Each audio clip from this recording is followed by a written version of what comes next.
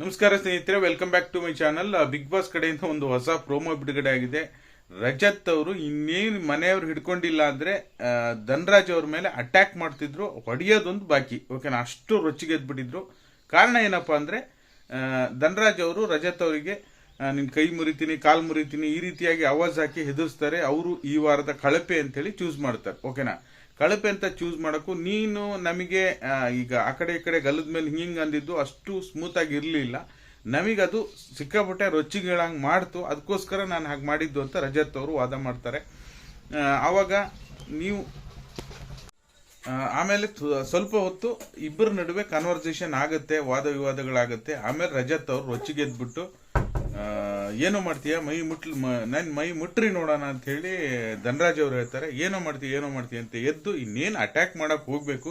ಶಿಶಿರು ಅವರು big boss ಮನೆಯೆಲ್ಲ ಇರೋ ಬೇರೆ ಎಲ್ಲರೂ ಸೇರಿ ಬಿಡಿಸ್ತಾರೆ, ಅವ್ರು ಹಿಡ್ಕೊಂತಾರೆ. ಅವ್ರು ಹೋಗಿರೋ ಸ್ಪೀಡು ನೋಡಿದ್ರೆ ಮೋಸ್ಟ್ಲಿ ನೆಕ್ಸ್ಟ್ ರಂಜಿತ್ ಆಗಿ ಬಿಗ್ ಬಾಸ್ ಮನೆಯಿಂದ ಹೊರಗಡೆ ಬರುವಂತ ಸ್ಥಿತಿ ಆಗ್ತಿತ್ತು.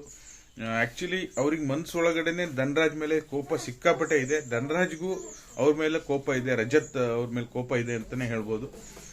ಇವರಿಬ್ಬರ ನಡುವೆ ಏನಾಗುತ್ತೋ ಏನೋ ಗೊತ್ತಿಲ್ಲ. ಯಾವ ರೀತಿ ನಡೆಯುತ್ತೆ ನೋಡ್ಬೇಕು. ಇವತ್ತಿನ ಎಪಿಸೋಡನ್ನ ವೀಕ್ಷಣೆ ಮಾಡಬೇಕು. ಇದಾಗಿತ್ತು ಈ ಕ್ಷಣದ ಮಾಹಿತಿ. ಯಾರೆಲ್ಲ ನೋಡ್ತಾ ಇದ್ದೀರಾ, ಹೊಸ ಅಪ್ಡೇಟ್ಗಾಗಿ ವಿಡಿಯೋಕ್ಕೆ ಲೈಕ್ ಮಾಡಿ, ಸಬ್ಸ್ಕ್ರೈಬ್ ಮಾಡ್ಕೊಳ್ಳಿ. Thank you so much for watching.